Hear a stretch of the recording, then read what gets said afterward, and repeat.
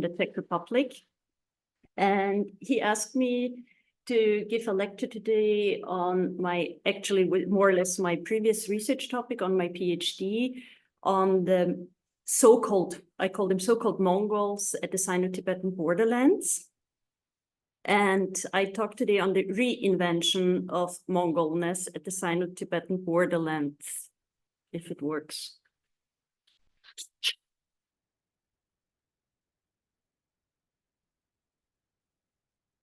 Okay, now, yeah. So first of all, as I'm not really aware if you know geographically where I used to work, and I did my field work, especially I know this area since the 1990s, second half of the 1990s. It's located in contemporary China's Qinghai province within the Tibetan autonomous prefecture of Henan or Malo, and it's Tibetan autonomous county called Henan, meaning south of the Yellow River in Chinese, or in Tibetan, Malo Soktsong Rongsongtsong. So just that you know geographically where about my research is located. The content of today's research is, first of all, I give you a brief historical background.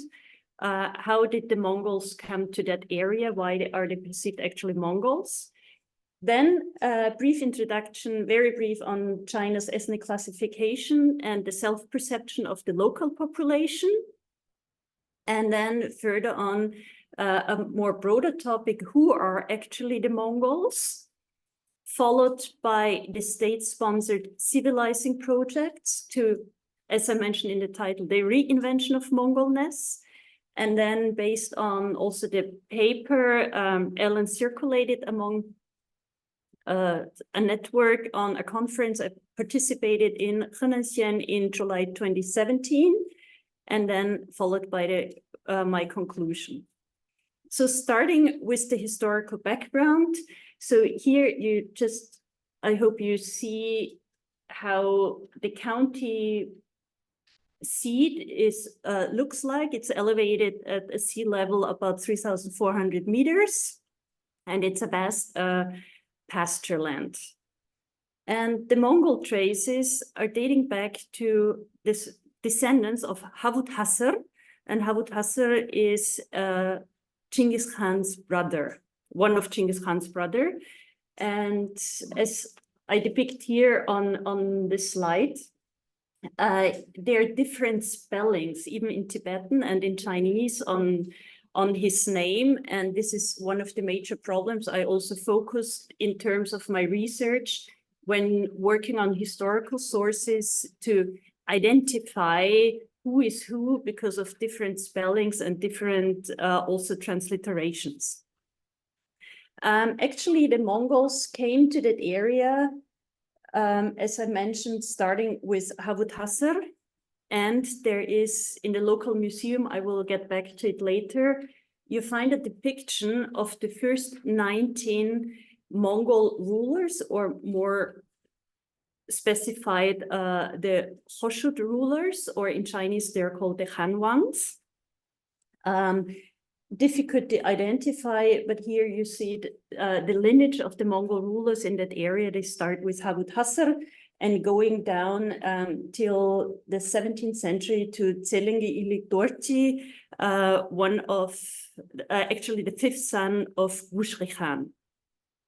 So more about the Mongols in the whole Kokonor area, or in English it's called Qinghai area. Kokonor is the Mongol term. Qinghai is the Chinese, and Zhengong in Tibetan.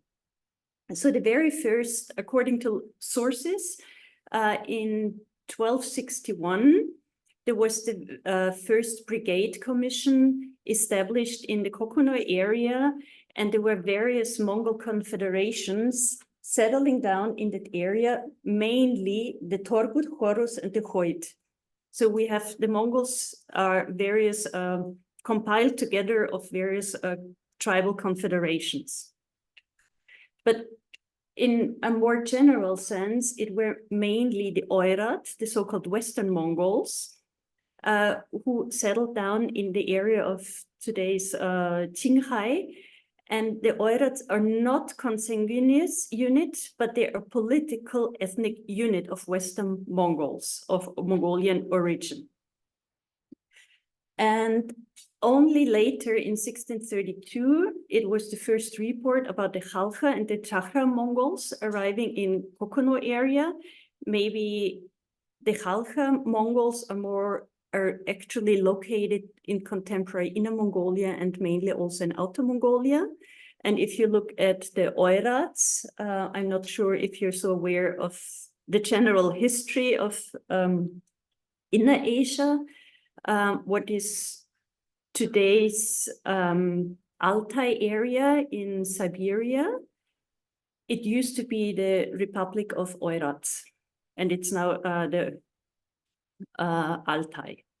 And then in 1636, we mainly had the parts of the Oirats, especially the Khoshuts, coming from Dzungaria, and as I mentioned, what is called the Altai, Gorno Altai, and the Altai region in Siberia, which used to be the Oirat Republic. From that area, the Oirats went down all the way through Dzungaria, what is nowadays parts of Xinjiang, and then settled down in the Kokonor area. When the Oirats, mainly again the Khoshuts, arrived in that area, they more or less expelled the Khalkha Mongols.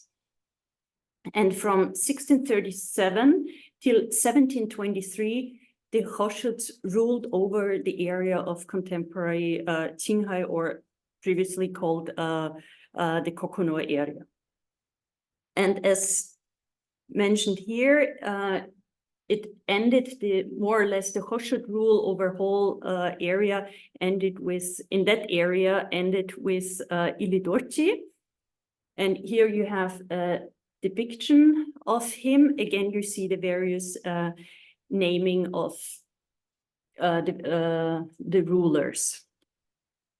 So what happened in 1723 with the end of the Khoshut rulers in the Kokonor area? 1723 was more or less a turning point of Kokonor's history. It was because of Lobsang Tenzin's rebellion.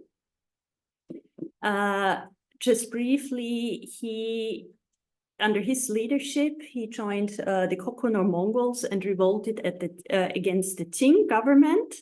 The Qing government was represented through one of the commanders of the 8 Banders called Niangang Yao. And he inflicted a defeat on Lobsang Tenzin. Lobsang Tenzin, he had to leave. And with the defeat of the local Mongol rebellion, the Qing were able to establish the first time a Ministry of Affairs in Xining. And from that day on, or that year on, it was mainly the whole area, the Qinghai area, Kokonor area, was under Manchu regime. Oops. So at that time, from 1723, the Mongols' claims to power in and over the Kokonor area was reduced, and the mobility of Tibetan and Mongols was reduced. So the Kokonor area before was inhabited by Tibetans, and also since the 13th century by Mongols. And with 1723, there was a very strict administrative division between the Mongols and the Tibetans in that area. And the banner system implemented by the Manchu, they created a territorial identity among the Mongols, and they were assigned definite rigid boundaries to each tribe. And in course of this, the Henan Mongol Qinwang, the Qinwang of the Mongol banners, was established, Qinwang as the prince of the first order. So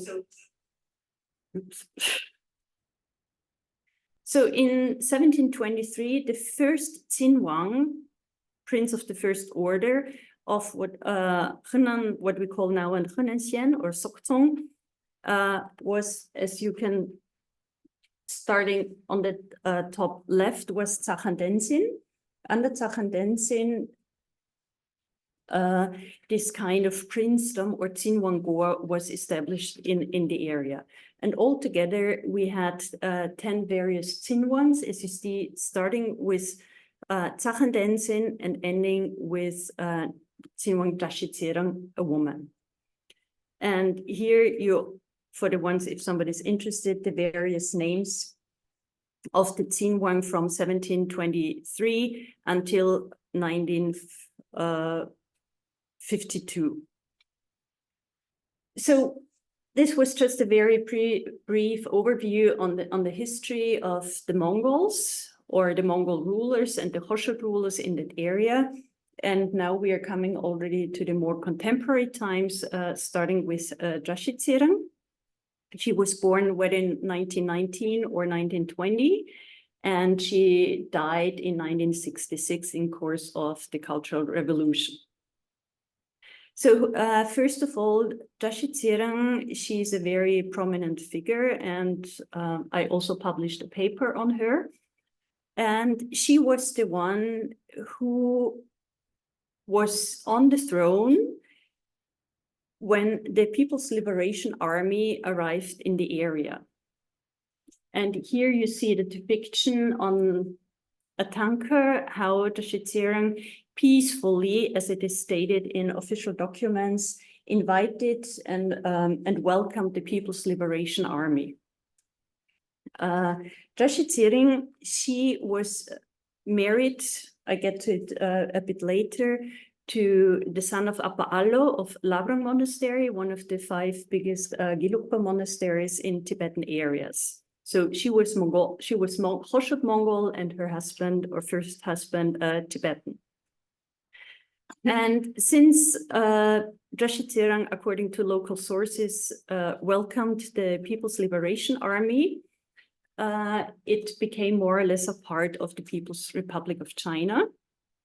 In 1952, the area came under the so-called Public Security Committee with Dashizirang as the leading figure.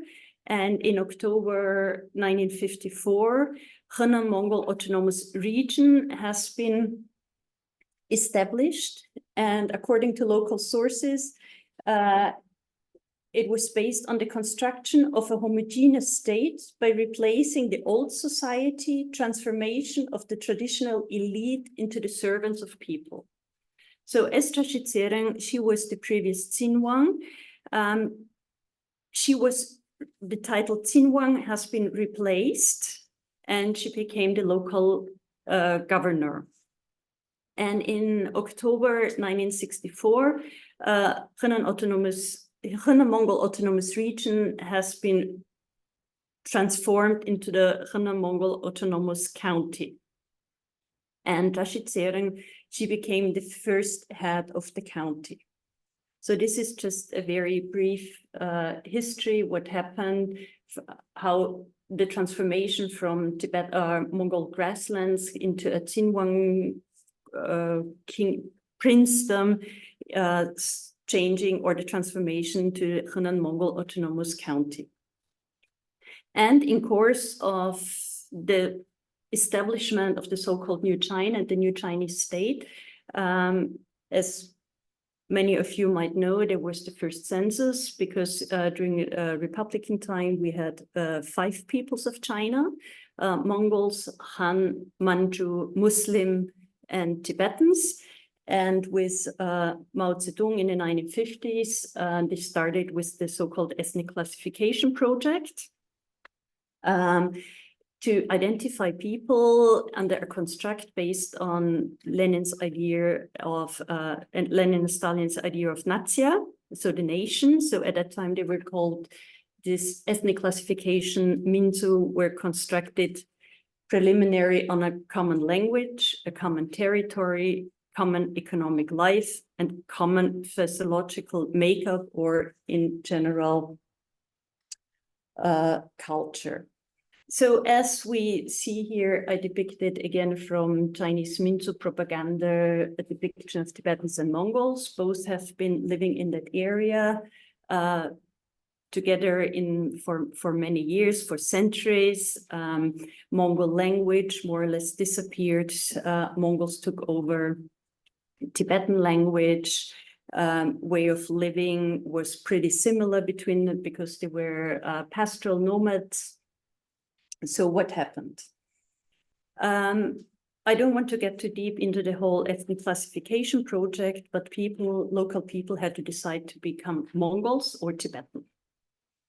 And what does it mean to this whole Minso paradigm? I just want to give a quotation by Oradin Bulak. It was, I quote, to write the ethnogenesis of the group to identify their genealogical connections with the Chinese. An ethnic group becomes a legitimate minority nationality in China, not through establishing its difference, but through establishing its relatedness to the Chinese. The existential difference has to be eliminated in the first place so that the group can be accommodated within the Chinese state, wherein it is allowed to negotiate or is granted some secondary differences. So what happened? We have this former Mongol princedom, as I translate Mongol, and we have in 1952 the very first census. As you can see, in 1952, we had official a bit more than 80% of Mongol population and less than 20% of Tibetans. And then in 1954, we all of a sudden already had 97%, almost 96% of Mongols and only 0.15% of Tibetans. If we go back, in 1954, the Henan Mongol autonomous region has been founded. So all of a sudden, in the same year, we have more than 90% of Mongols all of a sudden. I was told by my informants that to get the status of an autonomous region or autonomous county later on, the majority population has to achieve more than 90%.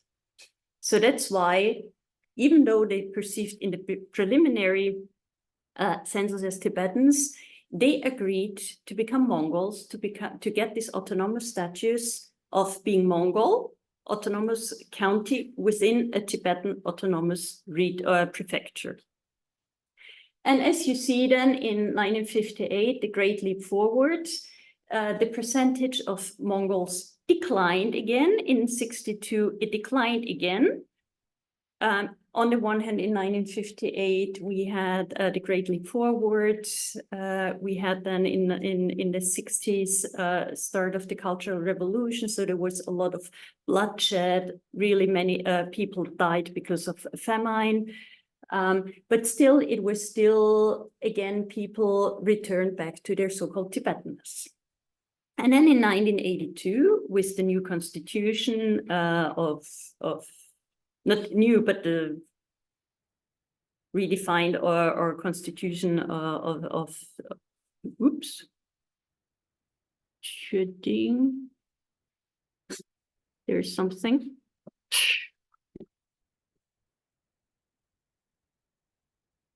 Okay, thanks. Again, all of a sudden, the population of Mongols increased. So you see, it's a very fluid change depending on the various census held in the PRC. And we also, as you see, depending on the sources, it's not always very clear the number of population depending on the sources, as we've seen, for instance, in 2000. And then we have the census in 2010.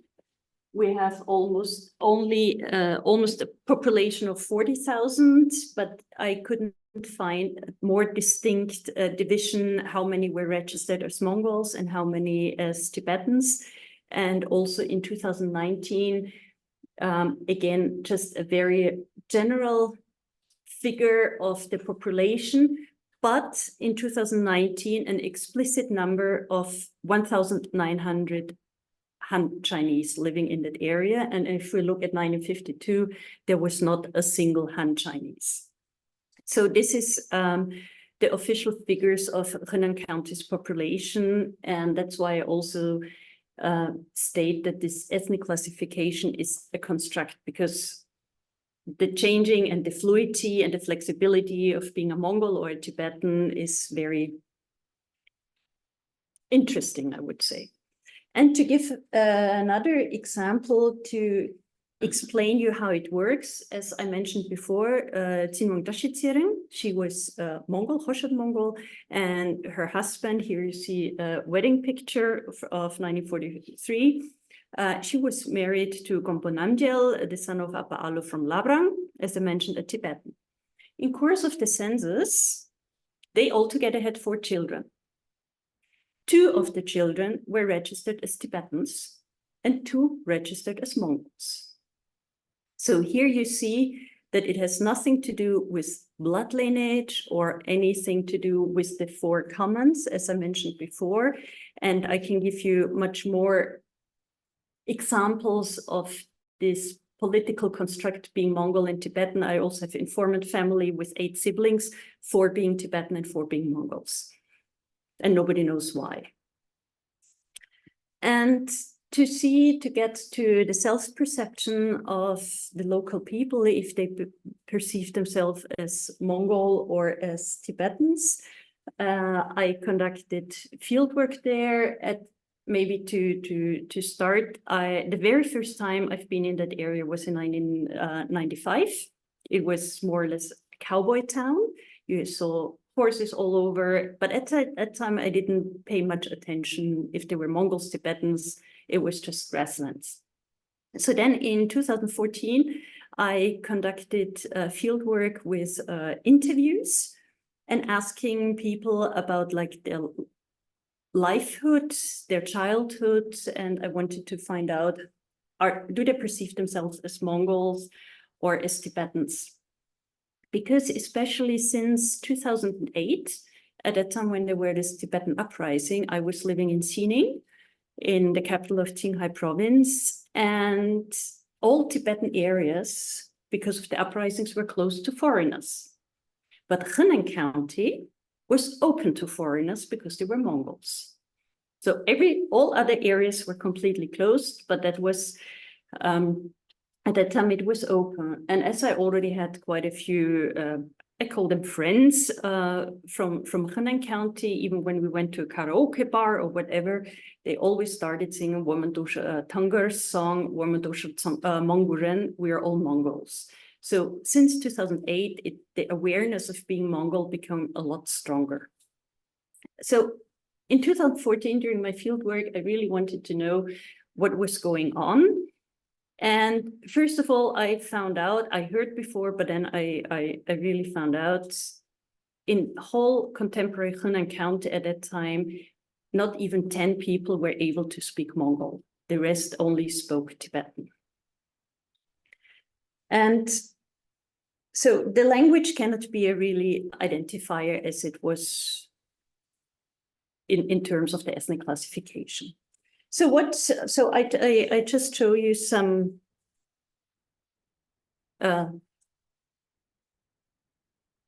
quotes from my informants. The first one was, only with the arrival of the communists and the founding of Henan County, we got an idea on which it was written that we are Sokpo, meaning Mongols, despite the fact that we are Wood Tibetans. So before that, local people were not aware of what this actually means, or what does it mean being a Tibetan or a Mongol. It was always on a very regional level. Another informant said again, we are all Tibetans, but on our ID, it is written Mongols. So what are they? I'm Tibetan. My bones are Tibetan. It is said that I'm a Mongol child. So there's always the fluctuation between Tibetans or Mongols. Another one stated, I'm a Mongol from Amdo, Amdo being the cultural area of Tibet today comprising parts of Qinghai, Gansu, and very small parts of Sichuan province. Another one said, it is said that my father's family is Mongol. Again, here we have the first time mentioning it is said. Not I state that my father's family, it is said. Another one is, again, according to the bones, I am Mongol. And for the genealogy in the Tibetan and also in the Mongol context, bones is father and blood is mother. And then another informant stated, I'm not really sure if my father is Mongol. It is said that from my patrilineal side, I'm Mongol. My mother is Tibetan. And I'm Mongol. Yeah, you see the various connections, how the locals perceive themselves. So to get the better information, and then the last one, in my heart, I'm a Mongol. So not referring to a lineage, genealogy, or ID card, it's just my heart, yeah? So who are actually the Mongols? Mongols, as maybe most of you know, they are not a homogeneous ethnic group, but a confederation of various tribes, were unified under Genghis Khan, under the umbrella of the name of Genghis Khan or Genghis Khan under the name of Mongol. And after his reign, the Mongols divided and diverse populations appeared in the new names and identities. And before Genghis Khan, there were only clans or sub-tribal lineages. Later, researchers and Western academics, for instance, Uradin Bulak, he refers that during the Chinese Communist government, they turned Genghis Khan into a figure of identification of the Chinese people, namely the only Chinese who ever defeated Europeans. So this is where, again, under Chinese communist ideology. And especially based on Genghis Khan, which you see here on the statue established in 2014 in Henan County, that the representation of Genghis Khan rekindling a popular memory of the nostalgic version of the historic figure, also aiming to generate pan-Mongolian as well as Chinese sentiments. So Mongols were perceived or are more or less perceived as Chinese, and also during the 2008 uprisings, it was said Mongols are grateful to the Chinese government, and only the Tibetans are the rebellious ones. And the Mongols are quiet, and they were also better perceived by the various governments because more or less complying with the governmental and the ideology. So who are actually, because Uradin Bulak, as I mentioned the Chinese government, so who, according to Mao Zedong, were the Mongols? Because he identified the Mongutsu, yeah, or under his regime. According to Mao Zedong, the Mongutsu are sons and grandsons of Genghis Khan. Again, we have Genghis Khan. And Go Urong, the manager of the Genghis Khan mausoleum in Inner Mongolia, he stated lately that Genghis Khan was certainly Chinese. We define him as a great man of the Chinese people, a hero of the Mongolian nationality, and a giant in the world history. So you see, Genghis Khan, according to Chinese narration, was Chinese or perceived as Chinese, and that's why the Mongols are more welcomed and more grateful than the Tibetans, according to the official narration. So what did this whole hype, I call it hype, on Genghis Khan happened in that area? Here's some quotations of my interview partners. when I ask again the interviewer if they perceive themselves as Tibetans or Mongol, it is said, my family is related to Genghis Khan by our bones. Another informant said, it is said that I'm of Mongol origin, but I'm not sure.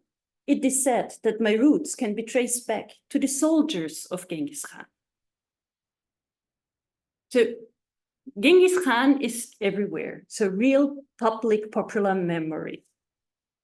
But who are actually the Mongols? I quote Almas Khan, the general ideas of being a Mongol have moved from the physical to the ideanational and imaginative. So I agree with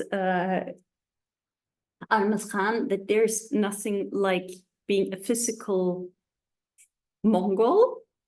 It's really imaginative, and as one of the informants said, I'm Mongol in my heart.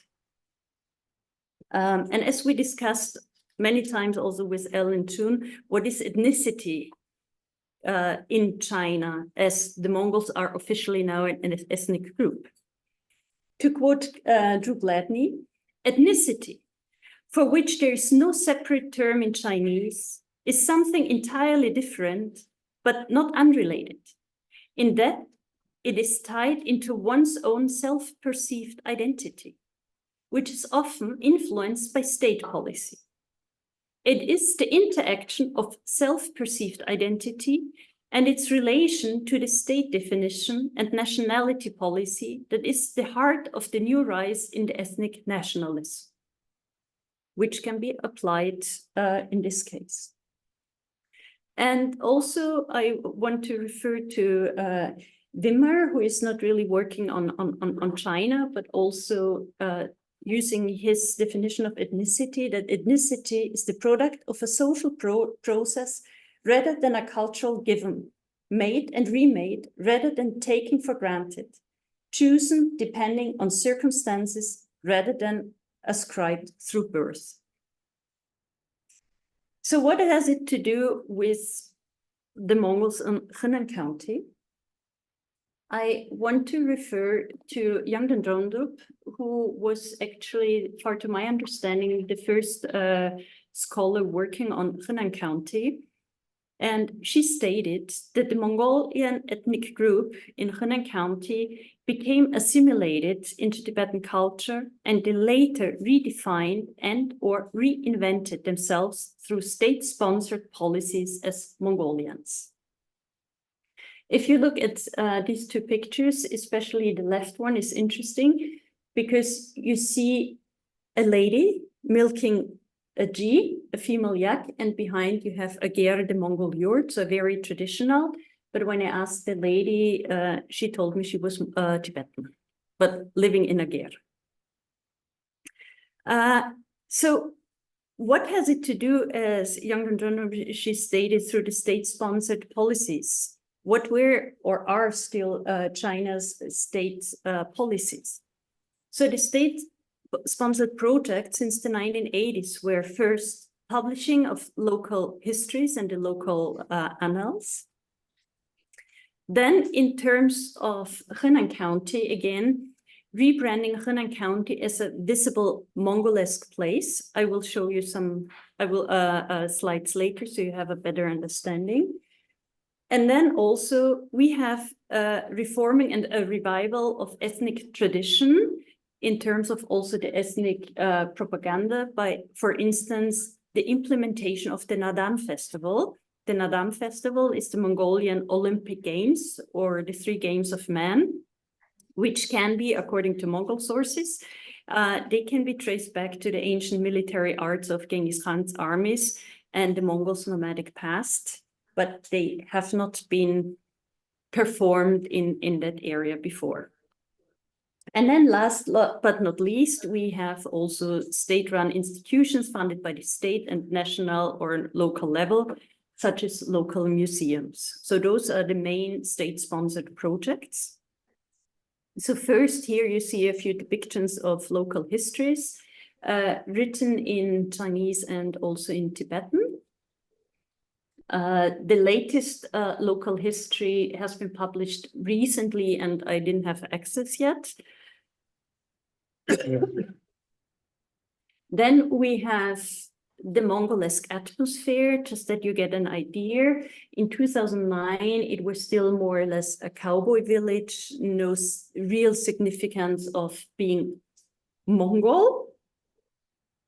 And then we have, as you see, in 2014, we have the more or less new architecture with blue roofs, blue representing the blue sky, Tengri, the most important color for Mongols.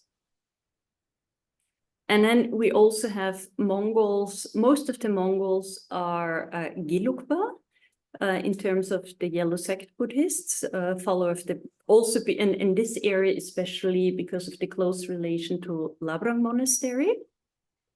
So you have in the various buildings, you also find the Tibetan Buddhist religious auspicious symbols on the wall, on those small houses, and so on.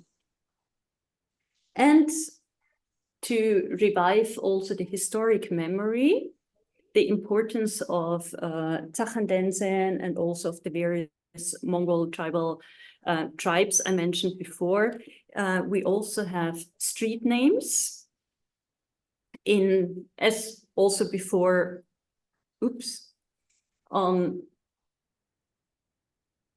the brands of various shops. We have mainly in Tibetan, in Mongol, in Chinese, and in English, so quadrilingual. And also we have here the street names, and you imagine it used to be a kind of small town before, or still my generation, many are analphabets. So nobody really, if you ask local people about the street names, nobody knows them.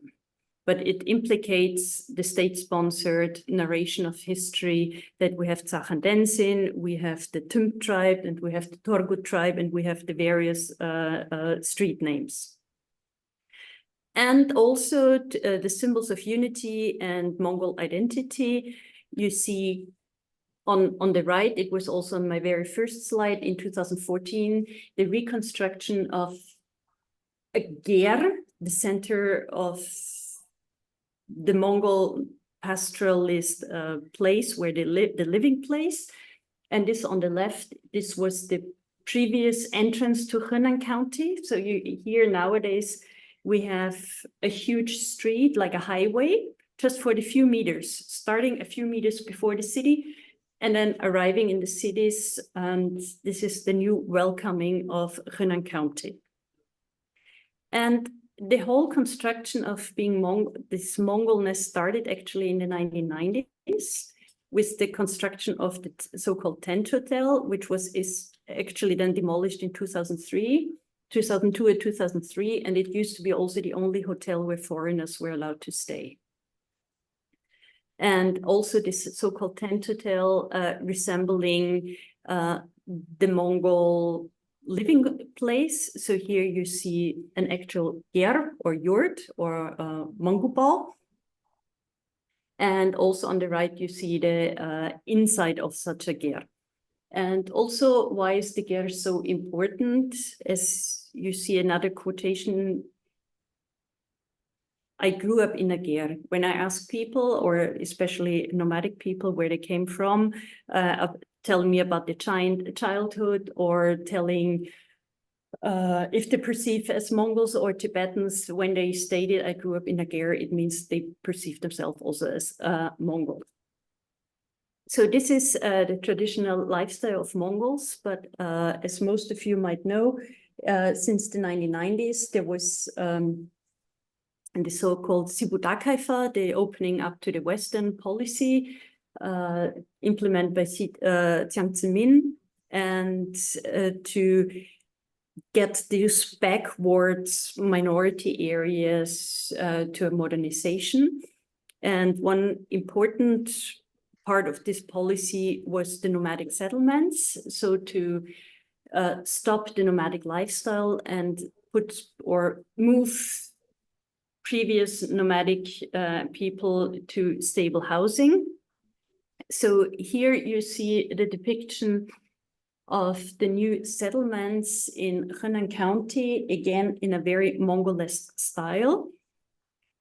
And to quote one of my publications, in the new settlements, use of traditional architecture to support the local icon of identity and to support the representation of ethnicity. So very state-sponsored projects to make people believe that they're are Mongols or perceive themselves as Mongol. And also the gear, as you can see here on the roofs. Also, there are little gears made of felt, and here you also see a very small gear sold at a local shop. And as Gerald Roche and Lamudruma wrote in one of their publications, miniature felt yurts have become popular through Henan. Women use them as jewelry boxes, and they're also filled with candy and displayed as decorations put up during the Tibetan New Year. Young women from Henan in particular are proud to dangle miniature felt yurts from the key rings, purses, and mobile phones. So these are all the projects to make the identification themselves as Mongols. And as I mentioned before, the implementation of the Nadam festival. The Nadam festival is a very important festival displaying Mongols' ancient traditions, symbols, and rituals.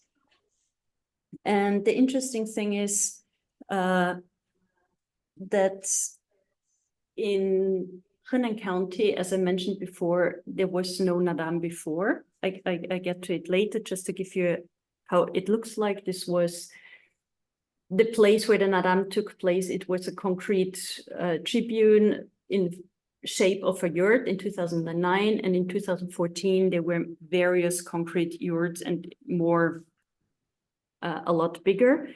And here we have the implementation of the Nadam festival, and here you see weightlifting. Weightlifting is not a typical Nadam festival sport, but since in this area, they are not used to archery, one of the three main games, they replaced archery by weightlifting. So to the history of the Nadam in 1915, as I mentioned, there was, people told me about a Gatun festival, but Gatun only means festival in summer, but nobody could really say what it was. And according to local sources and also informants in 1985, there was the first Nadam in that area. And in 1989, there was even in the local constitution, the regulations of Henan County stating that the implementation of the Nadam festival has to take place on August 1st. And August 1st is the anniversary of the founding of the People's Liberation Army. So every year on August 1st, there is this 1 to 8 days festival of Nadam. And on the top, you see again a picture of 2009 and down a picture of 2014. So, and the next state-sponsored institution, as I mentioned, are the museums. So we have local museums, and as I don't know if anybody worked on museums yet, museums serve as a public cultural facility designated as education base for patriotism and to get people back to the roots. And also in China, on the one hand, we have private and public museums. In Henan County, they are locally funded, provincially funded, and also funds coming from Ilin banner in Inner Mongolia. And also the museums shaping the public memory, and there, according to Pierre Nora, a lieu de mémoire, a place of memory, because it's a meeting point between history and memory. So how do the museums look like? Here we have the so-called Xinwang Mansion. locally known as this. Officially, it's called in English Palace of Happiness and Tranquility, or Bojang Detirapten. And this used to be the winter palace of the Xinhuang. It was reconstructed, and in 2009, it was more or less opened. But when I went there in 2014, it was closed and nobody could really tell me who the key has. So there was a museum, but not open. And in 2017, during the conference, I was able to visit it. They opened it for us. And this, in front, you see the statue of Tsakhan Denzin, the first Xinhuang. And this mention is also part of the state-sponsored memory initiative, aiming to legitimize the past through the eyes of China's historiography, and with emphasis on the Henan Mongols' loyalty with the Qing Empire, later with the Republican China, as well as modern China. So when you enter it, you also have the signs that the Zhuge Jingwang Fu has recorded the unforgettable past. It's a new type of funding of patriotic education. So when you enter the building, or the main building, there are 3 branches, and this is the main hall. Again, displayed the picture of Genghis Khan with a small altar, and right to Genghis Khan, you see Habud Hasser, his brother, whose traces actually arrived his siblings' descendants actually arrived in that area. And then you have in the whole room displayed the various 10 Xinhuangs. You also have the throne of Trashit Serang, and also the guest room when Jamim Sipa, the abbot of Labrang Monastery, went there. So this is one of the local museums a bit outside of the county seat. And in the county seat, at the newly established Genghis Khan Square, there's a 3-story high building, the Museum of Henan Mongol Historical Culture, with many artifacts. When entering the ground floor, you have future Henan, and then you have the cultural and educational and healthcare and so on. But according to my understanding, the most interesting object in this museum is a 300-meter long tanka scroll painting with the history of the Mongols south of the Yellow River. And in the beginning of this painting of this tanka, it is written, the content of this tanka is the depiction of the 300 years long history of the Mongols, starting with the ancestors Genghis Khan, and reflects the history of the development of the Minzu, the ethnic group. So we have this 300 that you get an impression how it looks like. It really goes in waves, in very strange formats. Again, we have it written in Mongol, in Tibetan, in Chinese, and in English, but the translations are not exactly the same. So you need to know all the 4 different names. Also, the interesting thing is this tanka has been exhibited the first time in 2014. It has been painted by tanka painters from Ripkong, so Tibetan tanka painters painting Mongol history. And if you have a closer look on the tanka, you find that always the Tibetan Buddhist incarnations or lamas are a bit higher than the Mongols. So they're not equal. So it's financed more or less state-sponsored according to Chinese narration, but painted by Tibetan tankas, by the Tibetan tanka painters on the Mongol history. So it's a very interesting topic. And then just to give you an idea about the state-sponsored products, and then also because of the more or less liberation of economy, more and more locals opened Mongolian shops, or so-called Mongol shops. Last time I was there in 2017, there were altogether 5 shops specialized on Mongol things, and also Mongol dresses and whatever they mainly got from Inner Mongolia or also from Outer Mongolia. Again, focusing on Genghis Khan, and again to quote Khan, Almas Khan, that Genghis Khan serves as a specific symbol of ethnic or cultural survival in relation to the overwhelming dominant China state and society. But everything is more or less on Genghis Khan. And last but not least, I come to this conference in 2017 in July, which I think is very interesting. It was based on the One Belt, One Road, the first international Mongolian and Tibetan cultural exchange academic symposium, and it was a cultural performance. I don't know if you can see it in a very proper way. Here, okay, oops. It's not very well. Here's a huge portrait of Genghis Khan.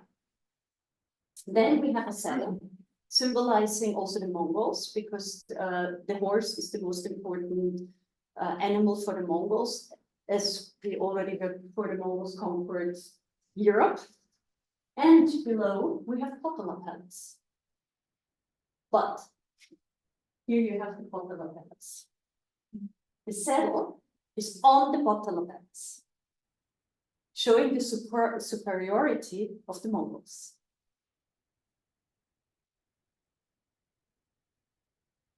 Which I think is very interesting. And then in course of this conference, there were Mongols from Russia, Outer Mongolia, Inner Mongolia, and we were 3 Europeans there. And it was organized by Lanzhou Mindas, so Sinan Sibei Mindas, Northwest Minority University, and the local government. And during the cultural performance, we had a very patriotic education, as you can see, and also in that concrete tent, which was also established in 2014 to the 60th anniversary of the founding of Henan Mongol Autonomous County. Inside this square, the whole conference took place. And then we also had a very nice cultural performance indicating how Henan Mongols are, starting with overtone singing, the Mongol overtone singing. Nobody from that area actually knows. So the singers were imported from Inner Mongolia. And they also played the very typical music with the horse-headed violin.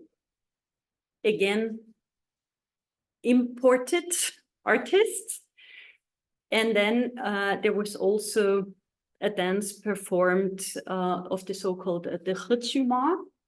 Here you see the horse, the so-called also Tuyuhun horse, and which represents the local pastoralist population, fostering attitude and value judgments, which are part of horse culture model personality. So again, everything on the horses, even though, as we heard before, we had the settlement policy, more or less the ending of the pastoralist society.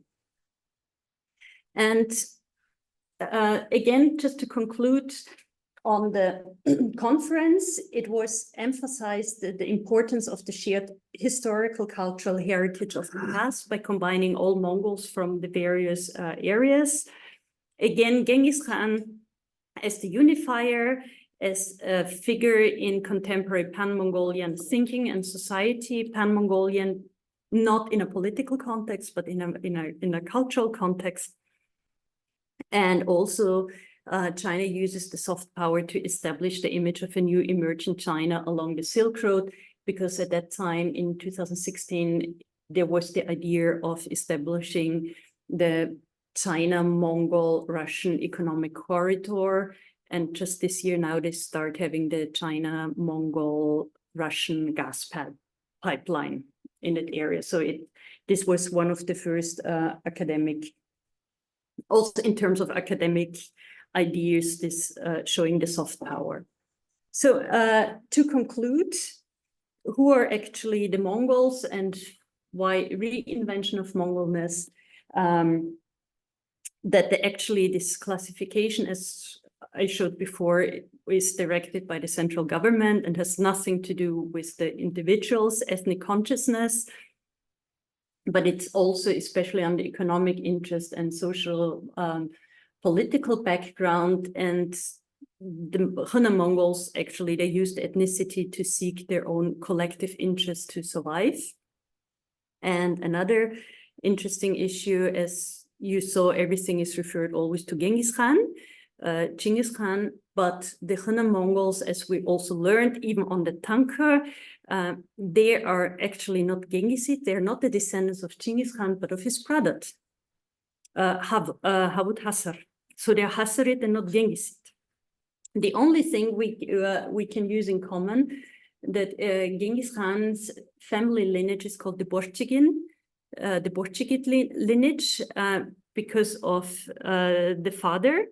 And Havut Hasar and Genghis Khan have the same father, Yusige, and Yusige is a Borchigin. So if local Tibetans refer being Mongols refer being Borchigid, it makes sense because it's a maybe invented lineage, but there's a lineage, but they're not Genghisid because they cannot be descendants of Genghis Khan because of the Havut Hasar. So why have also many Tibetans claimed to be, or allowed them to be classified as Mongols? Because of their loyalty to the Mongols, to the Qing, and also the historical consciousness, because they've been living all together in that area for so long. So they wanted to support the Mongols in becoming an autonomous, or getting the autonomous status. And it's also a strategic statement, especially since 2008, to display their otherness within a Tibetan surrounding. So they're more or less also a buffer and exceptional other. And they distinct themselves not only from the Tibetans, but also from the Han. So they're in more or less different. And in contrary to the Tibetans, because of being Mongol, and as we heard before, Qingis Khan being perceived as Chinese or a Chinese hero, according to Chinese narration, the Mongols, they have a certain degree of liberalization on the cultural and economic level due to their gratefulness towards the centralized state. So the Mongols have a more or less a better, due to the historical narration, a better connection than the Tibetans. And since they're always switching between being Tibetan or Mongol, I call them hyphenated identities, the so-called Tibet Mongols or Wutsok. In one terms, they're Tibetans. On the other hand, they're Mongols. So they're switching their identities according to their needs. Thank you. And here are just my various publications on this topic so far in German and in English. Thank you very much. Thank you. Before I open it up to question and answer, I'd like to emphasize that we welcome questions in both English and Chinese. 我们也欢迎听众用中文发问。But let me start it off by just sort of adding a comment because I remember you sent me a paper 2 or 3 years ago. I think it was this one, Culture and Yeah. Where you actually referenced the Belt and Road Initiative or the influence of Belt and Road Initiative more explicitly. Can you just add a few words on that? At that time, it was like the whole conference happened in 2017, and I don't know what happened since then. Just at that time, there was a lot of emphasis on the whole Silk Road project implemented in 2013 by Xi Jinping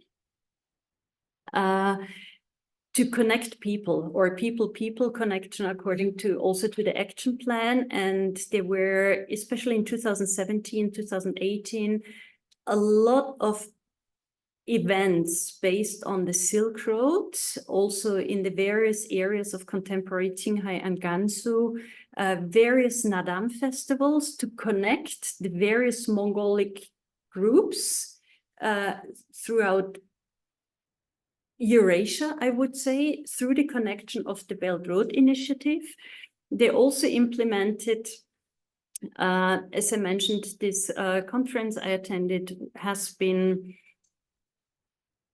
organized by Lanzhou Nationality University, the Mongol department, and they started also joining or tried to join the so-called Silk Road academic belts, the connection of various universities, organizing conferences together, students exchange, scholars exchange, just to, because to reconnect, especially in this term, the various Mongolic groups, all to get under an umbrella of this pan-Mongolism. Does it answer? Okay, so open for anyone. There's. Okay.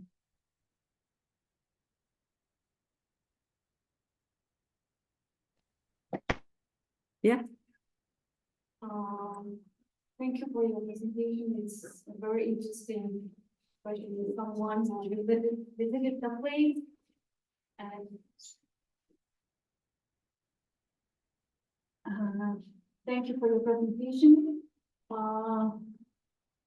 I'm curious about the, especially after 2008 protest, Tibetan face a particular kind of security pressure from the Chinese government, and not just pressure, and also from propaganda portraying Tibetan as some sort of devil, So the way I often hear news about they're not getting because they're Tibetan, they're not. If they go to some hotel, they don't get hotel. Special kind of pressure, security check, they have to go compare with the Chinese, citizen.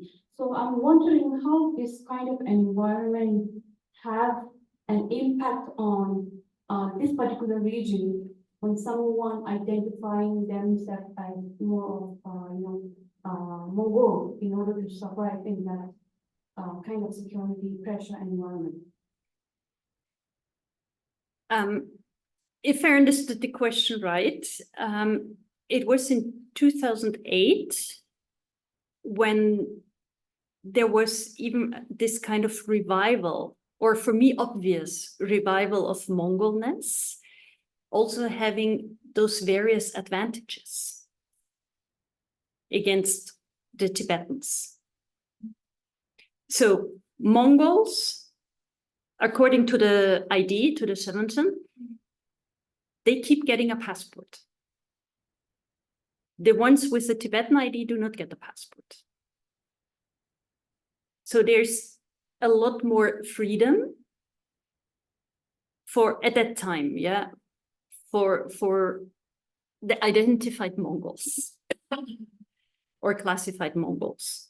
And also, if you want to work in the local government of Henan County, you have to be Mongol, because it's a Mongol autonomous county.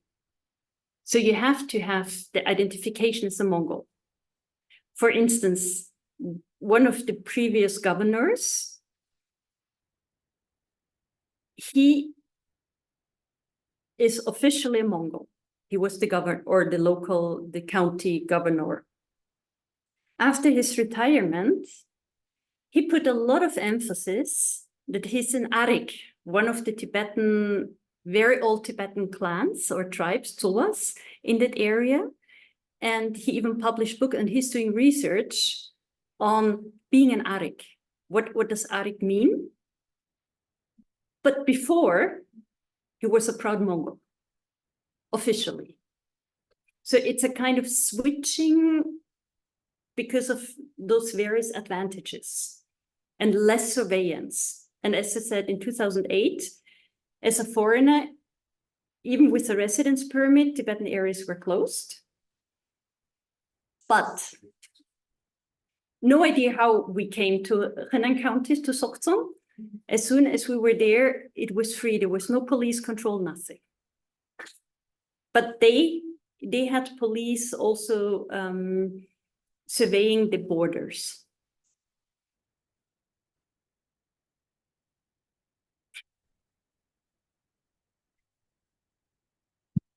Can you give me your last slide about the conflict?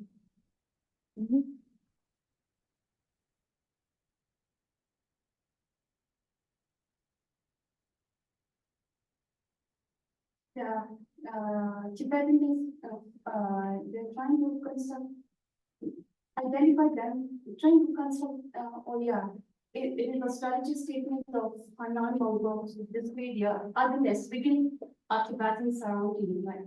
But looking at the data that you presented, so I'm not sure whether the data is reliable or not, but the number of, like, the population. It's official data to keep the autonomous status. So they have to register or being classified as Mongol, even though they perceive themselves maybe as Tibetan, to keep the autonomous status. Because being Mongol autonomous county within a Tibetan autonomous prefecture, they are the minority in a majority. How to say, Tibetans as a majority in the whole prefecture. And because of being a minority population within a Tibetan prefecture, they get more financial substitution. Also for economic development and so on. Does it make sense? Yeah. Oh, okay, we have two questions on the chat. Timothy, can you just read? Yeah, sure. One of the questions is in Chinese, briefly translated. So Nanjing Liu Shen, he asked that is it marriage between the Mongols and Tibetans are very common throughout the history because of the Tibetan Buddhism, and is that many lamas are Mongols, because he have seen it in Sichuan province. And second question in English that One by one.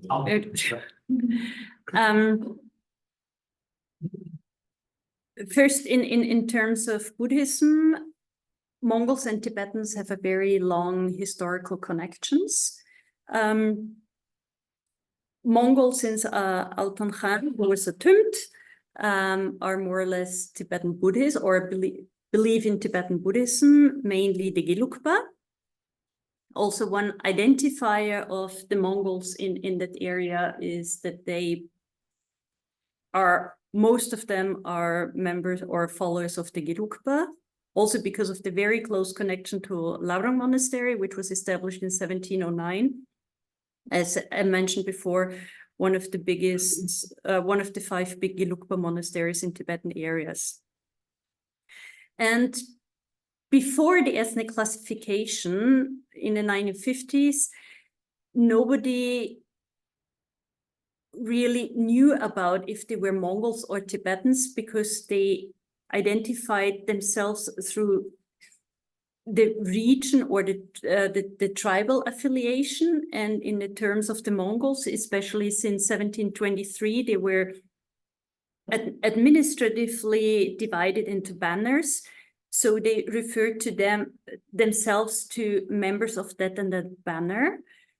And there are also Mongol banners and Tibetan banners, but the whole ethnic classification, if they were Mongols or Tibetans, nobody really cared, because it's more or less a political construct. I think this answers. There is another question online. So there is a student from Qinghai.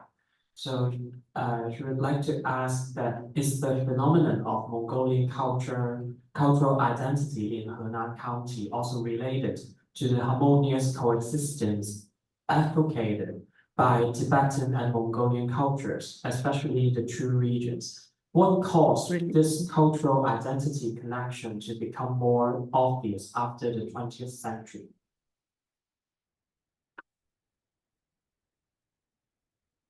The so-called harmonious coexistence advocated by Tibetan and Mongol culture, in one hand, they're based on the pastoralist society, the pastoralist culture, the livestock.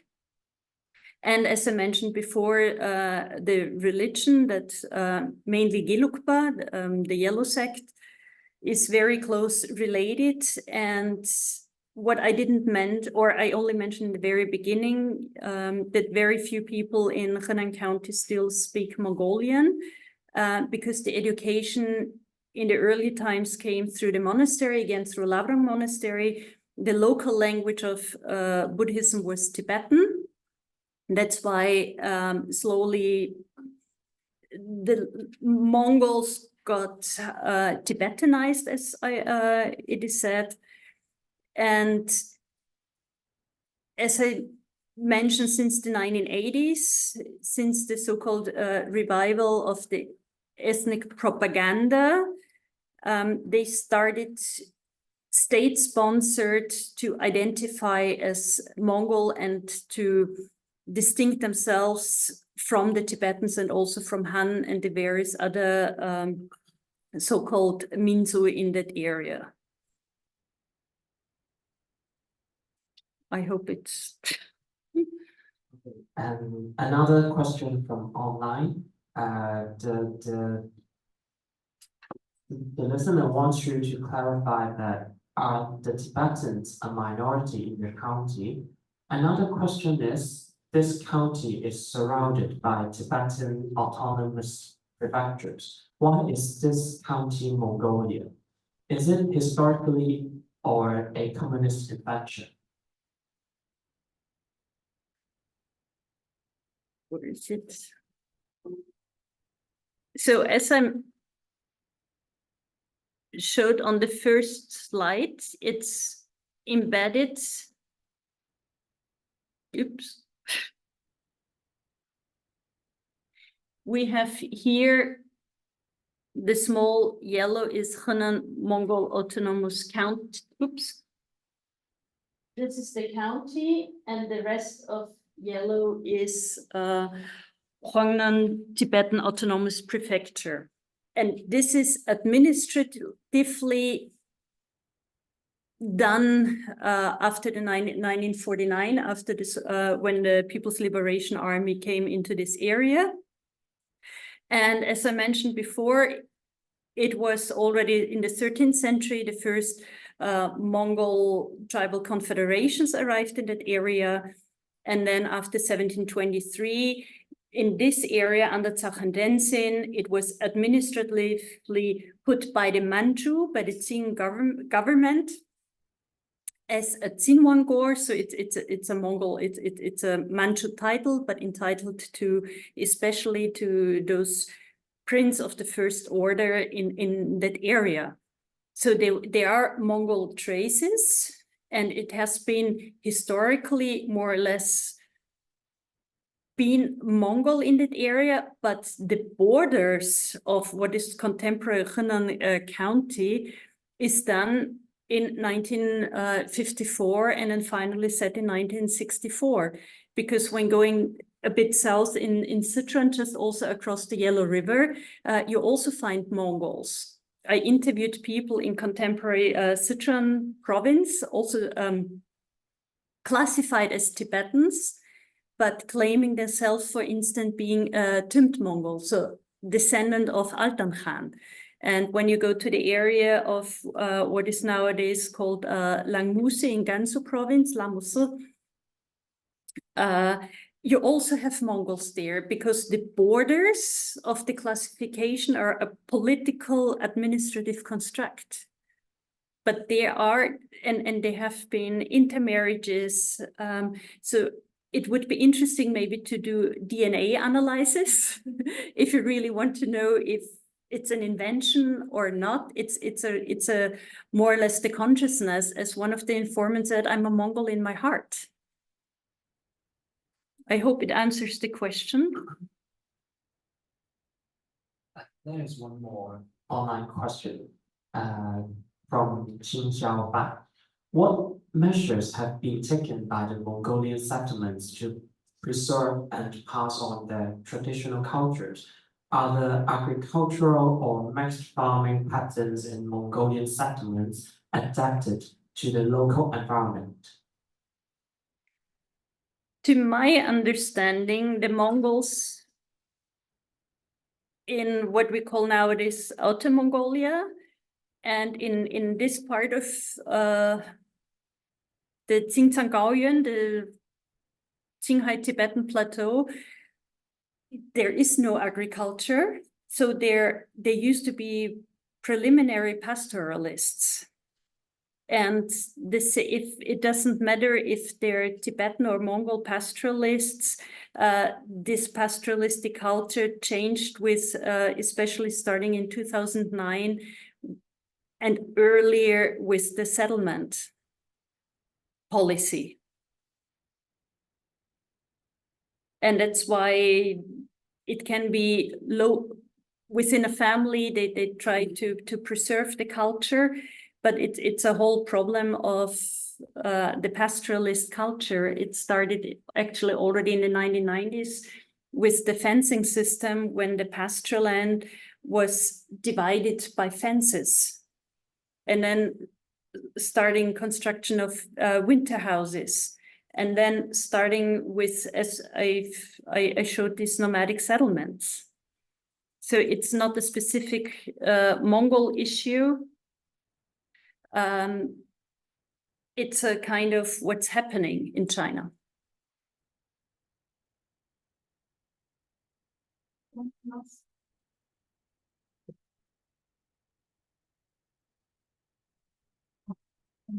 I wanted to know, I think one of the slides mentioned about the Chinese government is on the one hand trying to reinvent the Mongol identity that is in consistence or harmonious with the Chinese state policy. On the other hand, they're also trying to eradicate the existential differences, ethnic differences.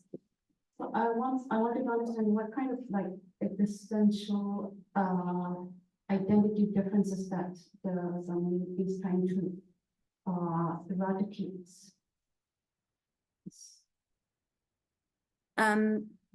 Do you mean the official identity? Yes. I call it the Mongols perceive themselves as flags in the wind, depending on their needs. What they're in their hearts and in their private, personal perception, this is different. And especially among the young people, they saw the advantages of being Mongol in terms of politics.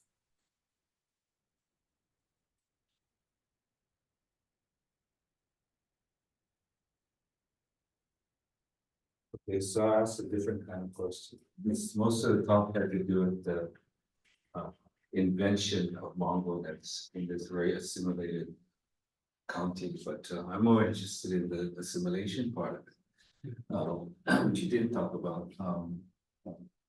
And it's not unusual for those people who are unfamiliar with PRC, because even in Inner Mongolia, there are many places where it's heavily Sinicized. In fact, the Mongols are a very small minority. And this is not just recent, this happened throughout the Qing dynasty. So I'm not surprised that many of the what we call the autonomous regions have been either Sinicized or in this case, Mongols have been Tibetanized. But I think the part that you talked about obviously is referencing current policy and so on and so forth. But as an anthropologist, I think people would be equally interested in what is this assimilation all about? And part of it you did talk about, similarity and livelihood. I assume also that there's much more hybridity between the two lifestyles where they are, compatible, in addition to religion and so on and so forth. So, what kinds of things do you think influence that kind of assimilative process and politics too? For sure, the assimilation process of becoming more and more like, or kind of Tibetanized, is on the one hand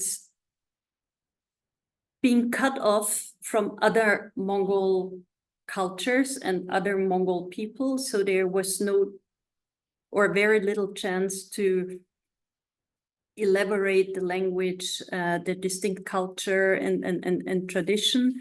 And also when you look at those ger, the Mongol yurts, I showed they're very small compared to the ones in Mongolia. And I assume because the Mongols in the 13th and later in the 16th, 17th century arriving in that area, they came with the so-called traveling yurts.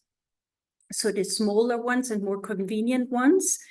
And that's why they kept that more or less that tradition, having in terms of the size. But then later, because of staying in between the Tibetans, the Tibetan tent was a lot easier to transport than a ger, because the ger is made a lot of wood, and there's no wood in that area. So they more or less also already shaped their living style in a Tibetan way because of the simplicity. And nowadays, or you already have the Chinese tents, the military tents, and also the Tibetan tents disappear. And because of having been separated since 1723 from other Mongol societies, we have Mongols who still speak Mongols in Hequ, west of Qinghai Lake. They speak Mongol. They have a different culture, and even Mongols from Hequ came to Henan County to teach Mongol language. It was a tribe, and that's because of all these. The local area, and as I said, in 1723, they were more or less transferred to that area. They slowly got used to the Tibetan lifestyle and also to Tibetan food. In the early archival sources, for instance, the staple food of Tibetans is tsampa, but Mongols, they did not eat tsampa. So they said they called it dorma tsampa, and dorma is an offering for an altar, an offering for divinities in simple terms. And the Mongols in the beginning, they said, we cannot eat it, it's an offering. So that's one, how they distincted themselves. But because it was a traditional staple food, they started eating it. Mongols, for instance, did not eat butter. They didn't know how to make butter. They learned from Tibetans. So it's a kind of, because of this close environment and being separated from other Mongols, they more or less completely adapted to Tibetan culture. And also one main part is also Tibetan Buddhism. Does this answer?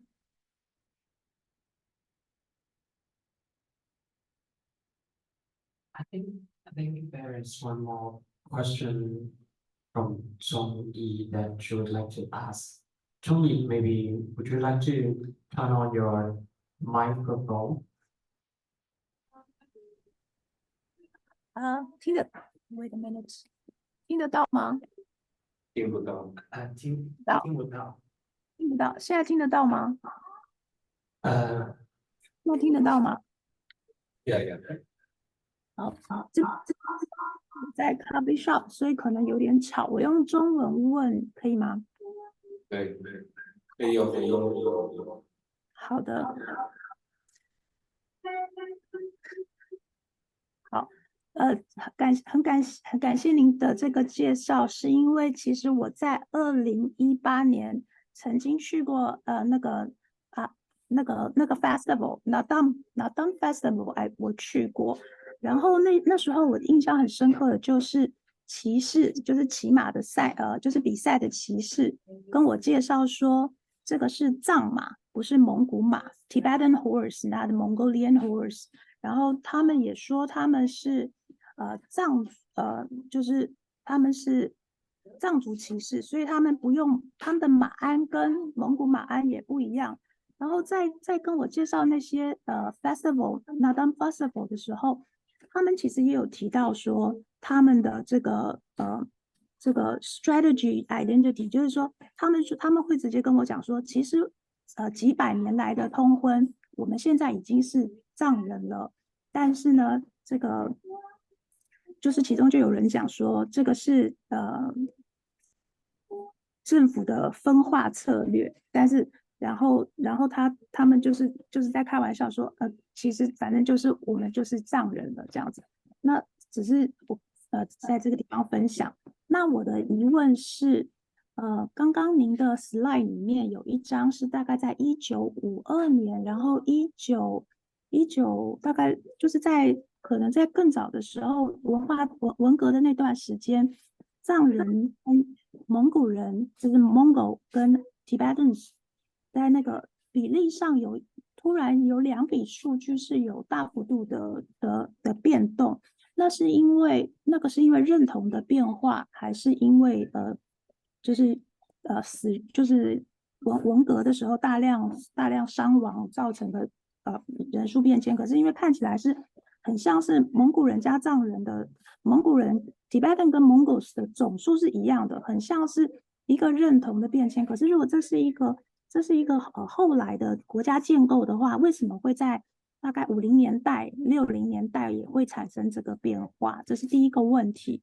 那第二个问题是，其实在大概1956年、57年，中华人民共和国那时候解放军要攻打青海，包括马步芳的时候，其实大量动用了南蒙古的蒙古骑兵、蒙古的骑兵。在那个时候造成了青海藏人很重大的伤亡。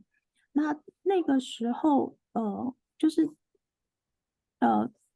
其实那个时候照这样来说的话，那个时候河南的蒙古认同还没有建立，就是那个 hyphenation 的 identity 那个时候还没有建立，所以对于他们来讲，他们就是也对蒙古人来讲也是，他们就是藏人。那所以这个历史在如今这个社会上有讨论吗？当然这有点太转型正义了，但是我很好奇的就是对于当然藏人跟蒙古人一直以来都没有这个历史没有造成彼此的仇恨，可是对于当地的蒙古族裔的人来说，他们这件事情有造成影响吗？当然这是一个很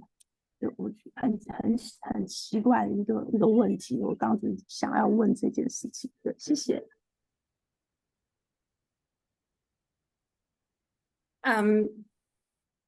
First of all, thank you for your comment and also questions.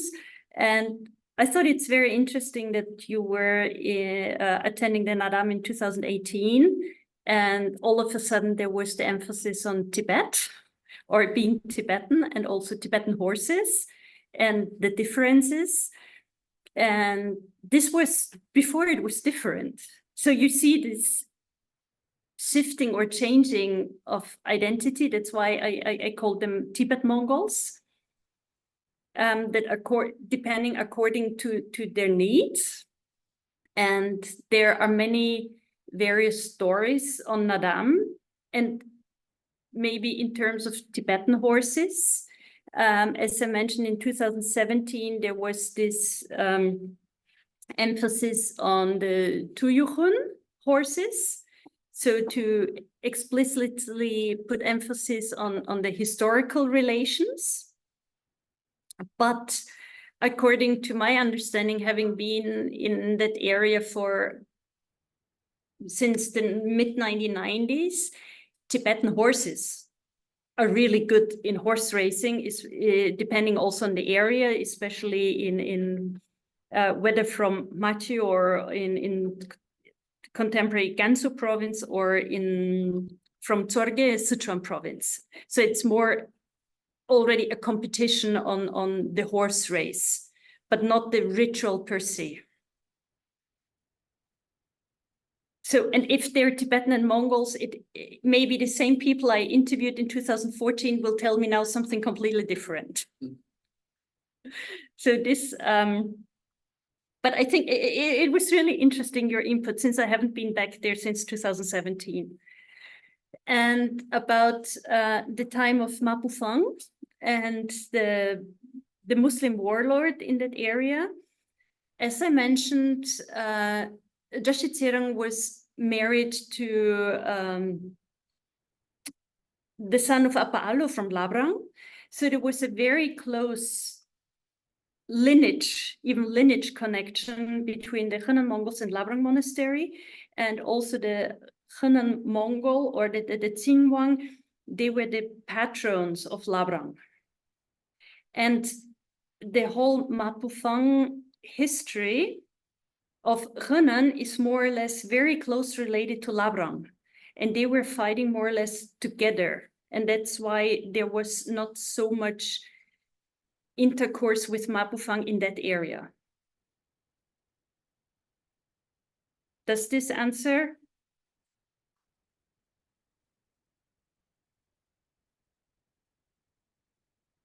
And Mapufang is another very difficult history of the whole area and the influences of Mapufang.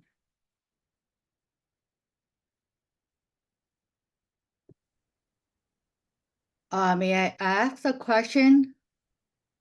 During Yes. the discussion, would you like to comment?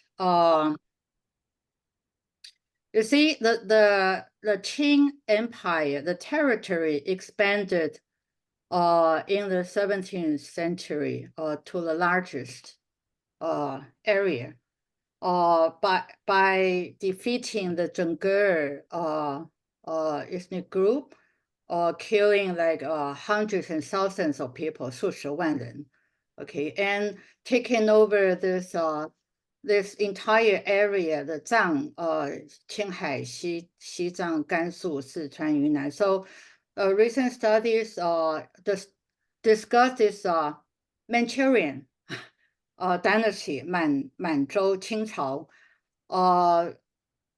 and establish this imperial territory and made this Uyghur or Tibetan ethnic group disappear, actually at different stages. So either this Mongolian in the Yuan dynasty, okay, conquering Europe, but or conquering the Han people, or the Manchurian people, conquering Uyghur and Tibetan and Mongolian, and but now the policy of contemporary government, by manipulating the identity of this Mongolian so-called Chinese identity, and also reducing radically this Tibetan population. How do you comment on this imperial practice? I don't know, because now people are also discussing this Euro-Asia area being colonized by either the Mongolian or the Manchurian Empire. Would you like to comment on that? So how does this current government inherit that territory and also that imperial practice by manipulating the so-called Sinicization, but at this 17th and 18th century, that Sinicization is a very peculiar term by the Manchuria or the Mongolian. Would you like to comment on that? Well, Joyce, thank you for your comment and your really interesting ideas. And as I'm not a historian, I think it's very complicated to answer, because even when I started my research on that area, I was actually interested in contemporary issues, and I wasn't aware that 1723 was so important. Yes, it's very important. And this 1723 Lobsang Denzin's rebellion really was a turning point. But as this 1723 is only known by, I would say, scholars or well-educated local people, they apply with so far, or at least when I did my research, they apply with the historical narration of the contemporary. And as I had no access to real historical archives or any sources, I could mainly rely only on the official local histories, which were published after 1980s, and talking to people. Yeah. But I think already starting with 1723, there was a lot of ideological impact on the local identification. And also the identification process, again, mainly affected more educated people. Because when we think about historical times, especially nomadic societies, they just moved from one area to another. They referred themselves to their tribal affiliation, family, the clan genealogy. But if they were Tibetan or Mongols or Chinese or whatever, never really played a role until the 1950s, when they had to decide. And they even in terms of Tibetan, they had to invent a term for Minzu, because there's no term like this. Emily Yeshi published some work on this term Minzu in Tibetan. So it depends on really on the educational level, on also the contemporary narration of history. When something has been written. And nowadays I have no idea what is the official issue with 1723. No, there are many studies. For example, Peter Perdue, the book China Marches West. Yeah. 中国西征.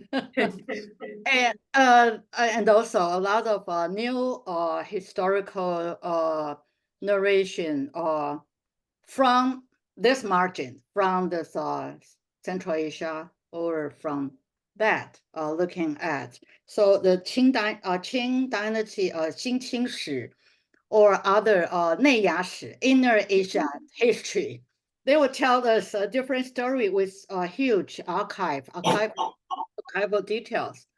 And Lian Gengyao is a horrible person, right? But also there's a killing 几十万人.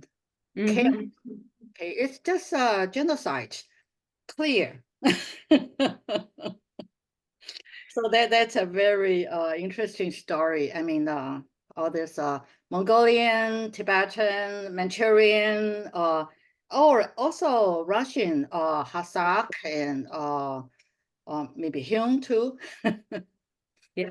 No, and I think also a lot of further research has to be done. There's still a lot to do. Right. So, but that shows all the more important and interesting to see how contemporary government manipulate the so-called assimilation or signification, or in what terms. Yeah, right, or hierarchize these ethnic groups. But thank you so much. Thank you.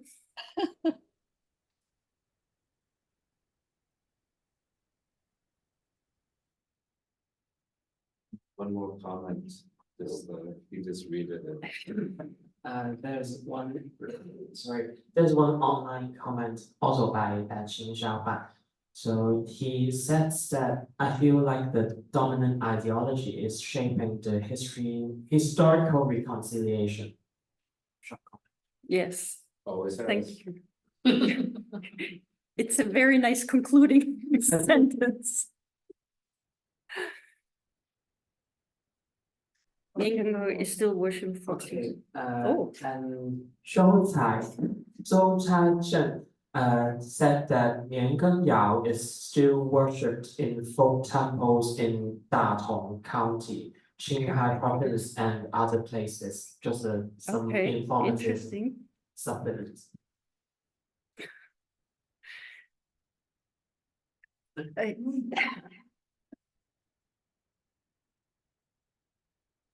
Okay, thank you very much Any for other questions? comments. Any? Just one short question, and because throughout the whole presentation, there is one figure that is always mentioned at Genghis Khan. Yeah, And you mentioned that how the modern China state has shaped this figure to become a very national hero. icon, national hero. But I would wonder if your interviewees in your ethnography works, how do they comment on this figure in terms of maybe history, culture, or any other, like some simple comments on this figure? The only reference was that there are siblings and descendants of Genghis Khan, but nothing more. And you see, especially the ones who identified themselves as Mongols, when you went to their houses, you saw a picture of Genghis Khan. But nothing more. If he was a hero or not, it's just he's one of the ancestors. And as I mentioned, one of my informants in the contemporary Sichuan province, he even calls himself Tümpt something, as a Tümpt Mongol, and he showed me the family tree tracing back to Altan Khan as being his ancestor. So not only Genghis Khan, so the ones who are more acquainted with Mongol history, they also refer themselves, for instance, to Altan Khan.